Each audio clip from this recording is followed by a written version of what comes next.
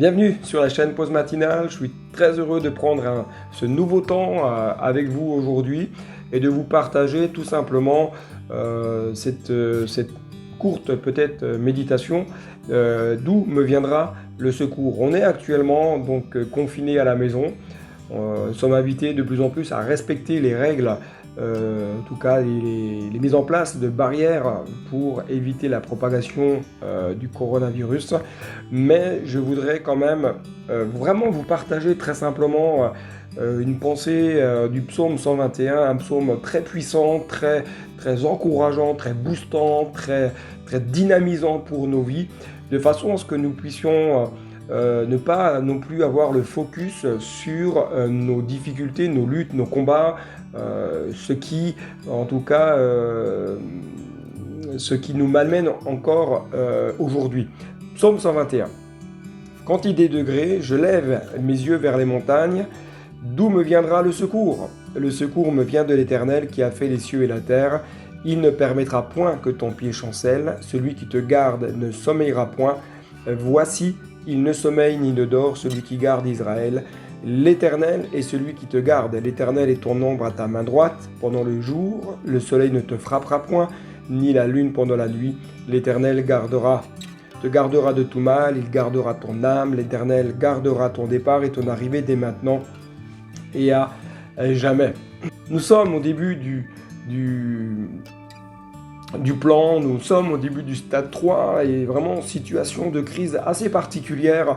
Nous n'avons jamais vécu ça, en tout cas en France, des temps d'isolement, des temps peut-être assez compliqués, assez difficiles, et je voudrais vraiment t'encourager à avoir un acte spirituel fort aujourd'hui dans ta vie.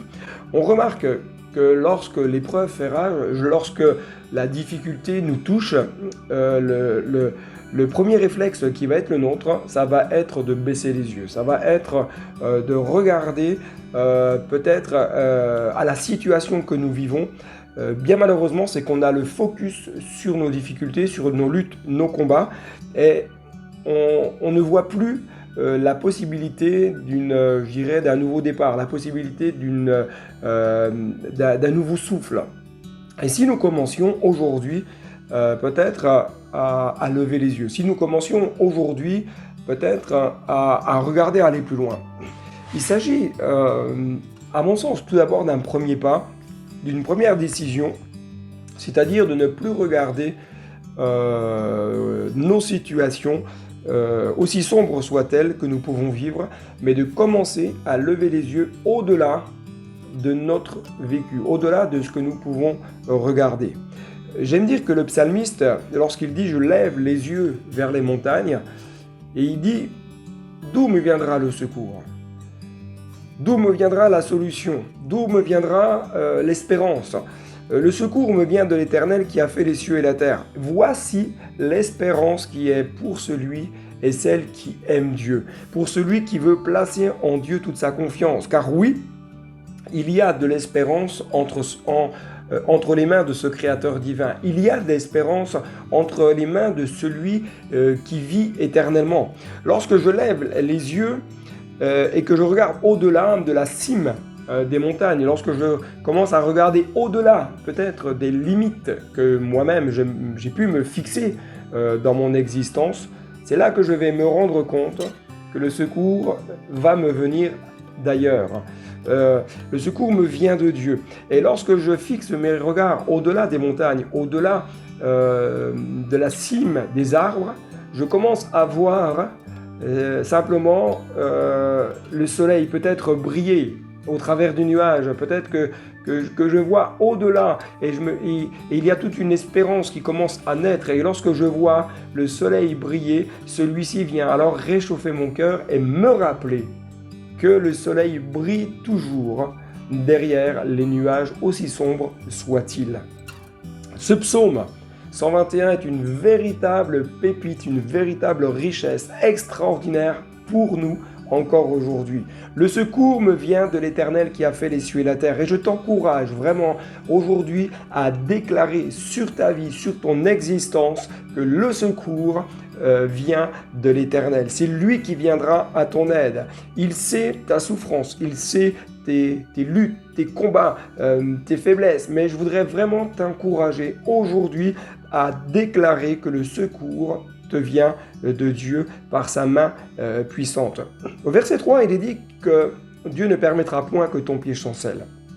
Alors, cela ne veut en aucun cas dire que parce qu'on est enfant de Dieu, parce qu'on est chrétien, nous passerons à côté de toutes les difficultés de la vie et de toutes les luttes.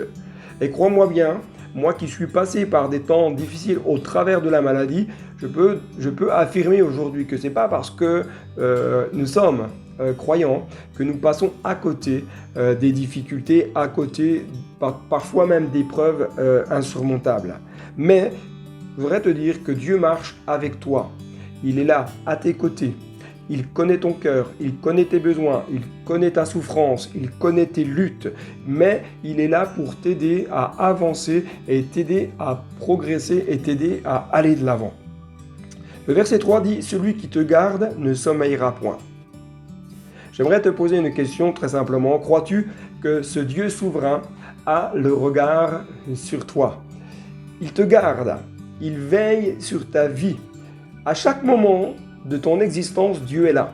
À chaque moment de ta journée, Dieu a le regard sur toi. À chaque moment de ta journée, il veille. Il ne sommeille point, c'est-à-dire qu'il ne dort pas. C'est-à-dire qu'il n'est jamais loin de ton cœur. Il n'est jamais loin de ta vie, de ton existence. Voici, il ne sommeille ni ne dort celui qui garde Israël, nous dit le verset 4. À nouveau, le texte nous rappelle que Dieu veille, que Dieu protège. Quelle belle promesse que tu peux prendre pour toi personnellement, pour ta famille, pour ton entourage, pour tes enfants. Le verbe « garder » dans l'hébreu signifie littéralement que Dieu t'observe, que Dieu te protège et qu'il sauve ta vie.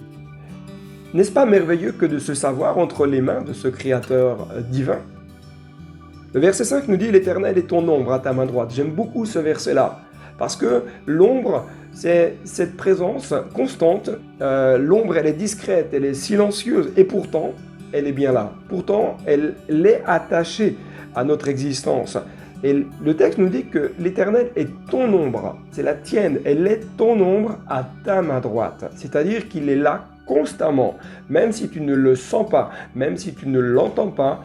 Pourtant, Dieu est là et il veille, il te protège, il t'accompagne. Au verset 6, pendant le jour, le soleil ne te frappera point, ni la lune pendant la nuit. Ce n'est pas, comme je le disais tout à l'heure, que parce que nous sommes enfants de Dieu, que jamais nous ne connaîtrons de temps difficiles.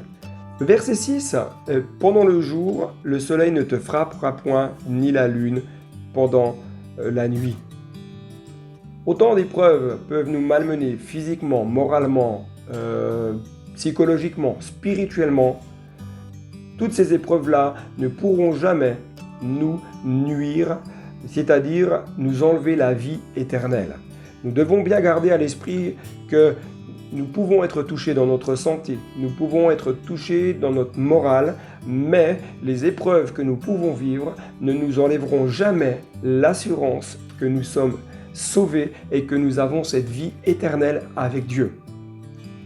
Verset 7, l'Éternel te gardera de tout mal, il gardera ton âme. Verset 8, l'Éternel gardera ton départ et ton arrivée dès maintenant et à jamais.